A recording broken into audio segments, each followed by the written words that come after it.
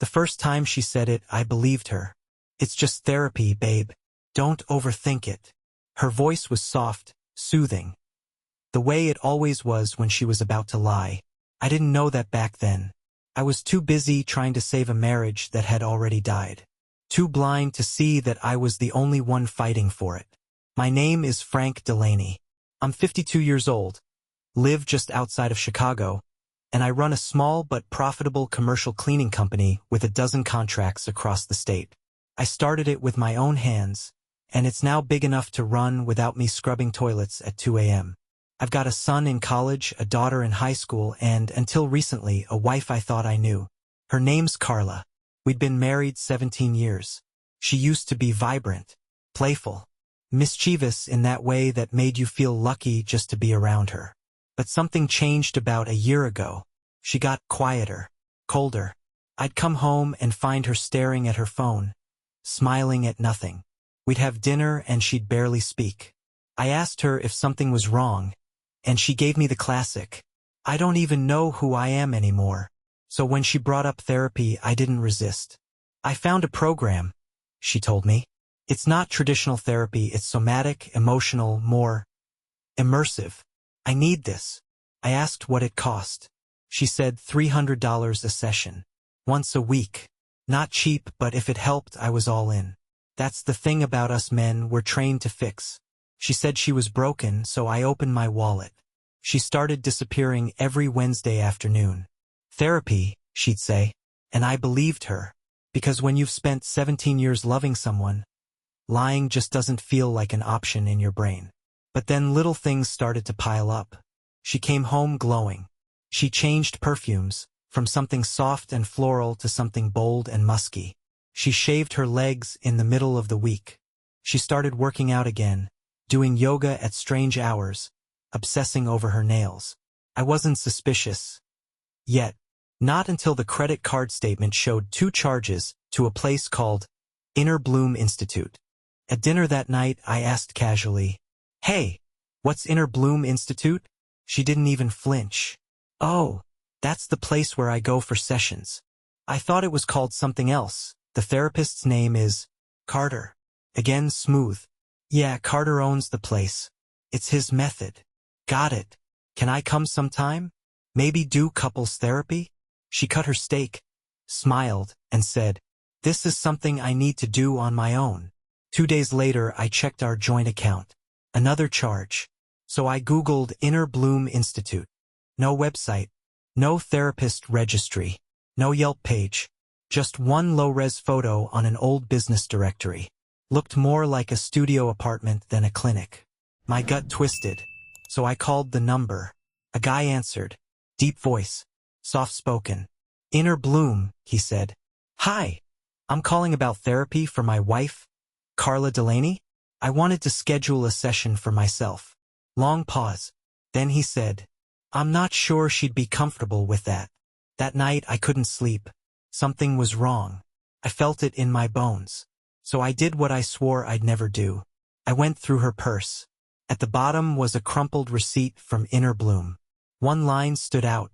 Private session, 90 minutes, see Vale. $350. Not therapy. Not even counseling. Just private session. The next morning, I made 2 calls. A divorce attorney. A private investigator named Lenore McCabe. I didn't know where this would lead, but I knew one thing for sure. I wasn't paying another damn dollar until I found out what she was really doing behind that door. I met Lenore McCabe in a quiet diner across town. The kind with sticky menus, bottomless coffee, and no security cameras. She wore a leather jacket, had a notebook full of tabs, and eyes that didn't blink. "You want proof your wife's cheating," she said, no small talk. "I want truth," I replied. She nodded. "Truth's dirty. Just so you're ready for that." 2 days later, she called. "Frank, you're not gonna like this." Carla's Wednesday therapy wasn't in a clinic. It was in a second-floor apartment above a vape shop, entrance through a back alley. No receptionist. No coach. No diploma on the wall. Just Carter Vale. 34. Former fitness coach. Failed life coach. Definitely not a licensed anything. now rebranded as a somatic intimacy healer with a subscription blog and a ring light. Lenore got photos, security cam stills, time-stamped, Carla arriving at 2:18 p.m., leaving at 4:07 p.m., hair messy, smiling, and Carter, usually shirtless by the time she left. She handed me a tablet and hit play. Iding camera. Not audio, just video. My wife walked in, greeted him with a hug that wasn't friendly. She sat on a couch beside him, his hand on her thigh within 30 seconds. By the 3-minute mark, they were kissing. 6 minutes in, I stopped watching. Lenore slid me a bottle of water. "Take your time," she said. But I didn't need it. I wasn't shocked. I was done. Carla didn't just cheat. She staged an entire emotional breakdown, weaponized my empathy, and made me pay for her affair like it was a health expense. She even had the audacity to ask me to increase her therapy fund 2 weeks ago. Said she needed more frequent sessions. God, the nights I held her while she cried. The hours I spent wondering what I did wrong. All while she was upstairs in some stranger's apartment, calling it healing. But here's where it gets worse. Lenore dug deeper. Carter wasn't just a con artist. He had 3 other clients. All married. All wealthy. All with husbands who thought they were in therapy. And 2 of those women, they'd already filed for divorce, claiming emotional abuse, controlling behavior, and mental neglect. "He's grooming these women to leave their husbands," Lenore said. "And he's coaching them on what to say in court." I stared at the screen. "You think Carla's planning to leave?" Lenore didn't even blink. "She's not just planning to leave, Frank. She's planning to destroy you." That night, Carla came home from yoga, hair wet, skin flushed, same perfume. I smiled, kissed her cheek, asked her how the session went. She said it was transformational, that she finally felt safe. I nodded and poured her a glass of wine.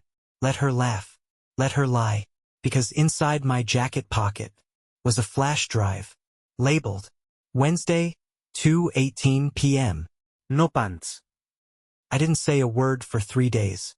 I cooked dinner, washed dishes, even complimented her on her new energy.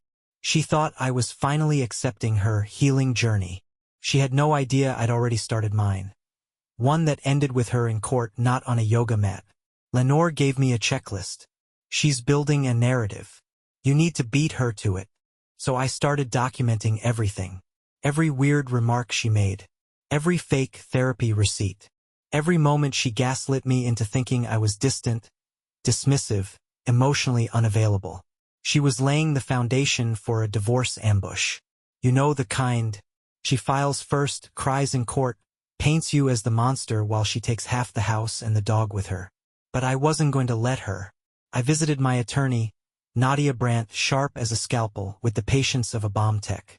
She reviewed Lenore's findings and said one thing: if she files first, she controls the story. You file first, you tell the judge what the story really is. So we filed. Quietly, strategically, no drama, no announcement. Then I made my move. I had Lenore create a full report on Carter Vale. No professional licenses, no business registration, no background checks for his healing center. Multiple women registered to the same address as clients, all currently filing for divorce. One of them had even transferred $80,000 into a donation account managed by Carter. It wasn't just cheating. It was a coordinated financial extraction. A scam disguised as intimacy. That's when I realized something chilling. Carla had already transferred $27,000 from our joint account over the past 5 months. All marked as therapy. Not once did she ask permission. I froze the account the next morning. Canceled her access to all credit cards. Flagged our mortgage, business assets, even the kids' college savings with a freeze order. She didn't notice at first. She was too busy planning her exit. And then came the real test. One night, around 11 p.m., I heard her in the bedroom, whispering, "Yeah. He's calm but too calm. I think he knows something." Pause. "No, not yet. I'm trying to push him into reacting. Once he snaps, I'll be ready to file." She was baiting me, trying to provoke a fight, waiting for me to yell, slam a door, lose control. Anything she could twist into abuse. Instead, I took a breath, walked into the room, and said, calmly, "Hey babe, we're out of oat milk." She blinked, totally thrown. I smiled, kissed her cheek, and walked away, because the thing is, she thought she was the one writing the script. But I already had the final scene written, and she was walking straight into it. It was a Thursday morning. She made French toast. First time in months. Even squeezed orange juice by hand. I sat at the table watching her hum to herself like nothing was wrong. Like she hadn't been sneaking off to a man with essential oils and no license. "You've been so patient with me lately," she said, eyes soft. "I feel like we're finally reconnecting." I smiled, because in about 90 minutes, a courier was going to shatter her little reality show. At exactly 11:42 a.m., she got served. I watched from my truck down the block as she opened the front door in yoga pants, holding her phone and a protein shake. The courier handed her the envelope. Her face dropped. Her fingers trembled. She looked around, probably expecting cameras, a joke, something, but it wasn't a prank. Inside was a full divorce petition, filed by me. Grounds: marital fraud, infidelity, and financial misconduct. 15 minutes later, she called me. I let it ring. Then her text came through. "Are you serious? After everything? You file?" I replied with 2 words. "Check your email." In it, a Dropbox link. Inside that link, photos of her and Carter, receipts from the therapy sessions, recordings of her private calls, a spreadsheet of every dollar she siphoned from our accounts. The last file? A signed affidavit from one of Carter's other victims, a woman whose husband lost his business after being accused of abuse Carter coached her to fabricate. Within the hour, she packed a bag. She didn't cry, didn't scream, didn't deny anything. She just stared at me, like she finally realized. I knew everything, and I'd been quietly watching her build a case, while I built something better. A trap. That night, I poured myself a drink, sat on the porch, and watched the house lights go out for the first time in years, without her inside. And the silence wasn't lonely, it was peace. But I wasn't done. She still had friends, followers, a carefully curated reputation as the brave woman who healed herself. So I made one final call, to WGN Morning News, and I told them, "You're running a story next week on women's empowerment through therapy? You might want to take a look at who's getting paid to empower them." Carter Vale, the intimacy therapist, the emotional architect, the snake with 6-pack abs and 0 qualifications, finally made it onto the radar. Not of the police, not of a licensing board. No. Of the IRS. I didn't call as an angry husband. I called as a concerned citizen who discovered a pattern of unreported income, suspicious donation funnels, and clients being coached to fabricate legal narratives for financial gain. They asked for documentation. I sent them bank records, screenshots of his private payment system, anonymized testimonials from other victims, a list of properties linked to shell companies registered in his name. The case file went thick. Fast. Meanwhile, WGN called me back. "You were right," the producer said.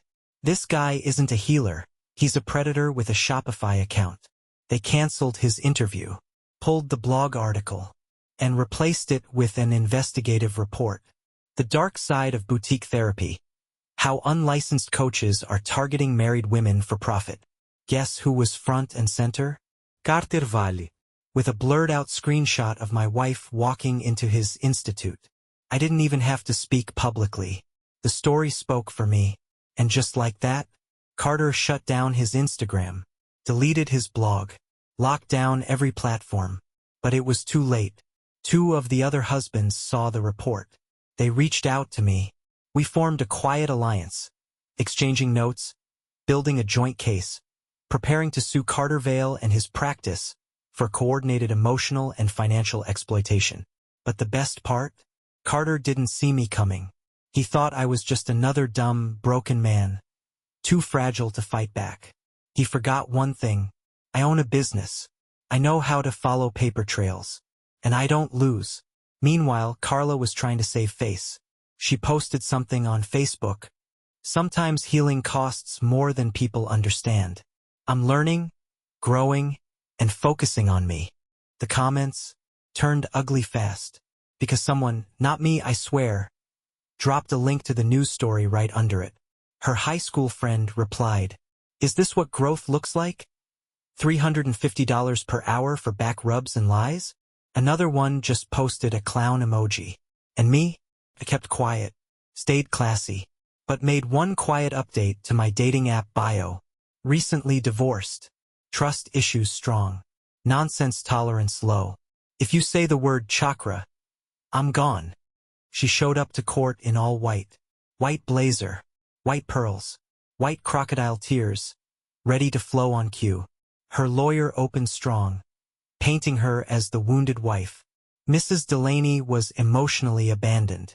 Her husband withdrew, refused intimacy, and dismissed her healing journey. I watched it play out like bad theater. Fake vulnerability, polished victimhood, all rehearsed. I stayed silent, calm, almost bored, until the judge said the words I'd been waiting for. "Mr. Delaney, your counsel may proceed." My attorney, Nadia, stood and walked to the evidence screen. "Your Honor, before we begin questioning, we'd like to submit Exhibit F."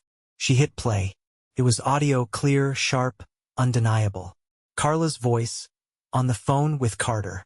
"He's too calm. I'm trying to get him to snap. If he yells, I'll file and say he's emotionally abusive. The courts always believe women like me, especially when they cry." The courtroom went still.